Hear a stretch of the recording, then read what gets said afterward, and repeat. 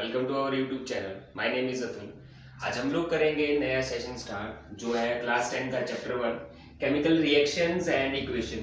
तो सबसे पहले केमिकल रिएक्शंस के बारे में आपको पता होना चाहिए। केमिकल रिएक्शंस क्या होती है? Reaction in which elements react with each other to form a product means एक ऐसा रिएक्शन जिसमें कोई भी एलिमेंट अगर एक दूसरे के साथ रिएक्ट करेगा और उसमें से कोई एक नया सब्सटेंस फॉर्म होगा, उसको केमिकल रिएक्शन कहा जाता है।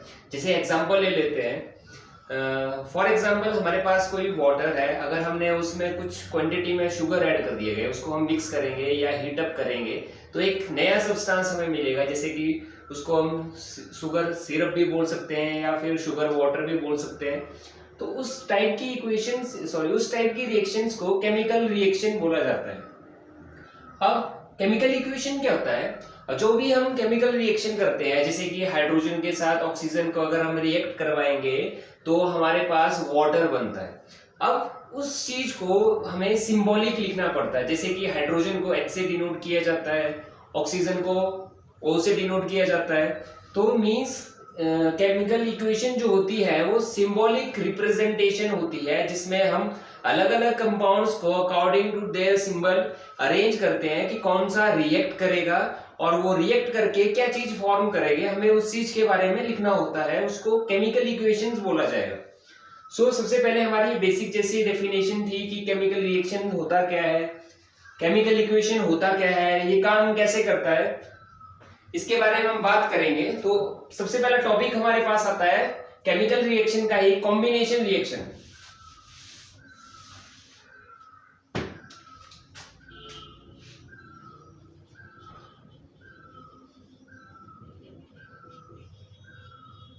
कॉम्बिनेशन रिएक्शन, अब नाम से ये चीज क्लियर हो रही है। कॉम्बिनेशन मींस कंबाइन होना। अब कंबाइन कैसे होंगे ये, या तो इसको हीट अप करना पड़ेगा, हमारे पास कोई अगर एलिमेंट है, या तो उसका टेम्परेचर लो करना पड़ेगा, या फिर कुछ कलर चेंज करना पड़ेगा। कोई भी तरीके से हम कंबाइन करना है। तो नाम से ही क्लियर हो रहा है कॉम्बिनेशन रिएक्शन क्या होता है। इट इज अ रिएक्शन या a reaction when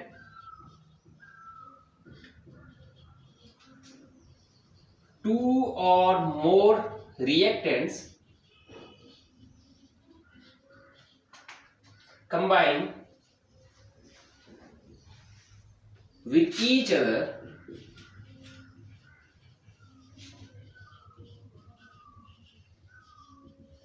to form a single product. Combination reaction में क्या होगा, दो या दो से ज्यादा रिएक्टेंट जब एक दूसरे के साथ कंबाइन करेंगे तो हमें एक सिंगल प्रोडक्ट मिलेगा। अब सबसे पहले रिएक्टेंट और प्रोडक्ट के बारे में हम बात कर लेते हैं कि रिएक्टेंट होते क्या है, प्रोडक्ट होता क्या है। चलो इसके लिए एक एग्जांपल ले लेते हैं। जैसे कि हमारे पास है हाइड्रोजन प्लस ऑक्सीजन, जब ये कंबाइन करेंगे तो हमारे पास बनेगा H2। ठीक है। अब ये क्या है, हाइड्रोजन और ये है ऑक्सीजन। अब ये दोनों जब रिएक्ट करेंगे मतलब कंबाइन होंगे, ठीक है, तो इस चीज की वो बोला जाता है रिएक्टेंट, मतलब जो ऑब्जेक्ट रिएक्ट करते। अब ये दोनों रिएक्टेंट होंगे और जो हमारा दूसरी साइड होगी उसको बोला जाएगा प्रोडक्ट। अगर इन जनरल समझना हो तो लेफ्ट हैंड साइड जो होगी वो हमेशा रिएक्टेंट रहेगी और राइट हैंड साइड जो रहेगी वो हमेशा प्रोडक्ट ही रहेगी। तो इस चीज का ध्यान रख लेना है। ये एग्जांपल आपका कॉम्बिनेशन के लिए भी हो गया। व्हेन टू और मोर सब्सटेंसेस या एलिमेंट्स या रिएक्टेंट्स, जब दो या दो से ज्यादा रिएक्टेंट एक दूसरे से कंबाइन करते हैं तो हमें एक सिंगल प्रोडक्ट मिलता है, उसको बोला जाता है कॉम्बिनेशन रिएक्शन। तो इसका एग्जांपल आप यहां से लिख सकते हो। अगला रिएक्शन हमारे पास आता है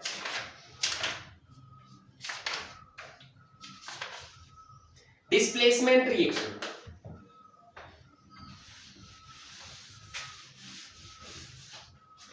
next reaction is displacement reaction.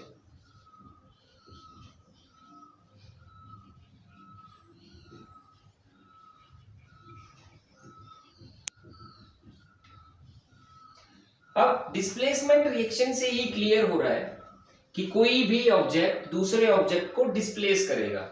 अब इसमें रिएक्शन होगी तो मीन्स कोई भी एलिमेंट दूसरे एलिमेंट को डिस्प्लेस करने की कोशिश करेगा। तो इसकी डेफिनेशन आती है अ reaction in which a higher metal या higher element displaces lower element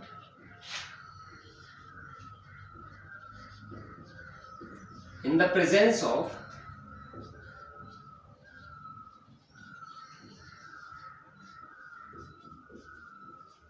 copper sulfate solution। Means कोई भी हायर एलिमेंट का मतलब क्या है कि उसका बॉइलिंग और मेल्टिंग पॉइंट काफी ज्यादा हाई होता है। इधर लिख देता हूं, higher element means high melting and high boiling point.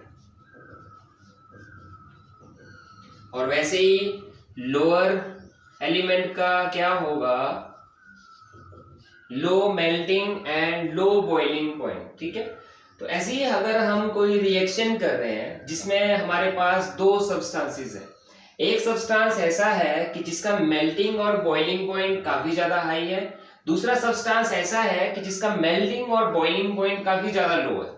तो जो हायर एलिमेंट होगा वो लोअर एलिमेंट को डिस्प्लेस कर देगा। अब वो डिस्प्लेस करेगा in the presence of copper sulphate solution. इसका फॉर्मूला होता है कॉपर सल्फेट सॉल्यूशन का CuSO4। तो मींस हमारे पास कोई एक बीकर है, उसमें हमने दो एलिमेंट्स डाले हैं, दो एलिमेंट्स फॉर एग्जांपल आयरन ले लिया है और एल्युमिनियम ले लिया है, उसके बीच में हमने कॉपर सल्फेट सॉल्यूशन भी पुट किया है। तो क्या होगा, जब वो रिएक्ट करना स्टार्ट करेंगे कॉपर सल्फेट सॉल्यूशन की वजह से, तो जो हायर एलिमेंट होगा वो लोअर एलिमेंट को डिस्प्लेस करना स्टार्ट कर देगा। तो ये होता है हमारे पास डिस्प्लेसमेंट रिएक्शन। अब हमारे पास नेक्स्ट आता है decomposition reaction. Decomposition means decompose होना। आपने पिछली क्लास में भी पढ़ा होगा डिकम्पोजर के बारे में, मतलब ऐसे ऑर्गेनिजम्स या ऐसे सब्सटेंसेस जो किसी भी ऑब्जेक्ट को डिकम्पोज करते हैं, मतलब खत्म कर देते हैं। So decomposition reaction means a reaction in which one reactant breaks down to give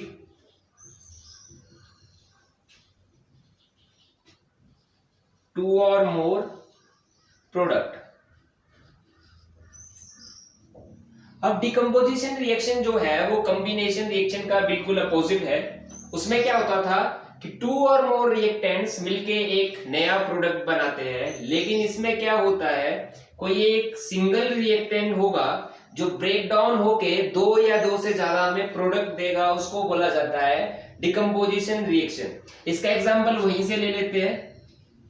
सो ये हमारे पास रिएक्टेंट है, ये हीट की वजह से हाइड्रोजन अलग हो गया और ऑक्सीजन अलग हो गया। मींस एक सिंगल रिएक्टेंट ब्रेक डाउन होके दो या फिर दो से ज्यादा भी प्रोडक्ट हमें प्रोवाइड करवा सकता है, उसको बोला जाता है डिकम्पोजिशन रिएक्शन। क्लियर है तेरी सी बात। अब नेक्स्ट आता है हमारे पास डबल डिस्प्लेसमेंट रिएक्शन, जिसको प्रेसिपिटेशन रिएक्शन के नाम से भी जाना जाता है।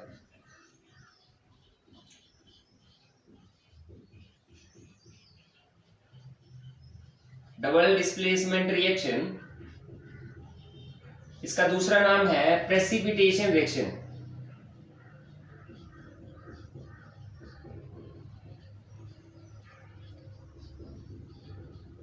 ठीक है, सो इस रिएक्शन को जानने से पहले सबसे पहले आपको पता होना चाहिए प्रेसिपिटेट होता क्या है। प्रेसिपिटेट एक ऐसा सब्सटेंस होता है, जब भी हम कोई रिएक्शन कर रहे हैं, मींस किसी दो लिक्विड्स को मिक्स कर रहे हैं या फिर लिक्विड में सॉलिड को मिक्स कर रहे हैं, कुछ भी कर रहे हैं, तो उन दोनों एलिमेंट्स को या उन दोनों को मिक्स करते हुए टाइम एक व्हाइट सॉलिड सब्सटेंस फॉर्म होगा जो कि इनसोल्यूबल इन वाटर रहता है। उसको प्रेसिपिटेट बोला जाता है। तो उसकी डेफिनेशन मैं लिखवा देता हूं, a white solid substance formed during reaction which is insoluble in water is called precipitate.